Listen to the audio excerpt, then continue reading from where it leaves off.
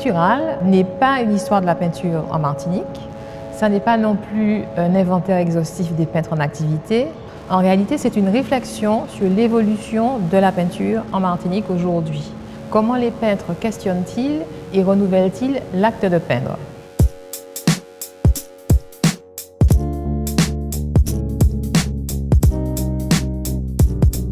Ici, dans la nef, il y a les artistes qui sont le plus impliqués dans ce questionnement de la peinture. La cuverie réunit des artistes qui travaillent plutôt autour du signe. Et enfin, la salle carrée, avec des pratiques qui sont en apparence plus traditionnelles, comme des portraits ou de l'abstraction, mais qui sont également engagés dans un renouvellement des techniques.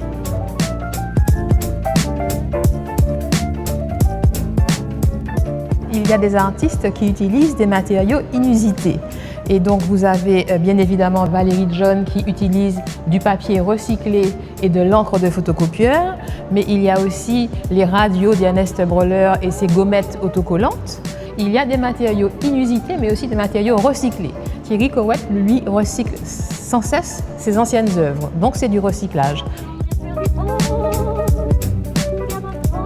Une autre problématique est celle de l'hybridité des techniques qui est extrêmement développée dans cette exposition. On le voit particulièrement avec l'œuvre de Luz Severino qui ajoute à la peinture à l'huile et à l'acrylique des tissus découpés, peints, recousus, de la gravure au cutter et des impressions au pochoir ainsi que des tiges métalliques. Donc nous avons une œuvre hybride qui n'est plus tout à fait une peinture.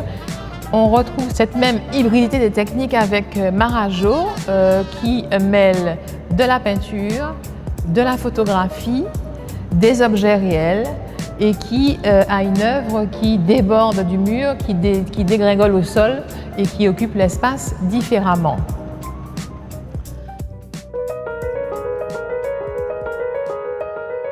Parmi les autres problématiques de ces expositions, il y a effectivement le textile qui dans les arts plastiques peut être soit support, mais qui peut être aussi outil de l'art. Il est support dans les œuvres de Marie Gauthier, qui maroufle sur sa toile un voile indien très léger et qui joue avec les impressions du tissu. Mais le textile est matériau de l'art avec Alain Omis dans sa série Rad Kaband. Bien évidemment, dans cette salle, on retrouve aussi des abstractions, mais néanmoins avec des recherches de matériaux, de matières, des mélanges de matières.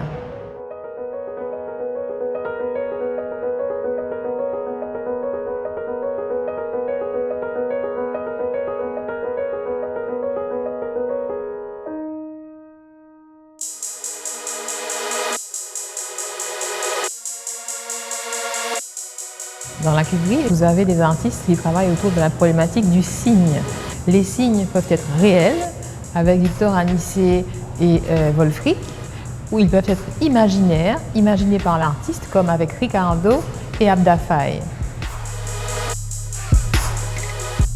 Chez Charon, ce sont des signes formels qui n'ont pas de signification. Chez Abda Faye et chez Wolfric, les signes ont une signification bien précise.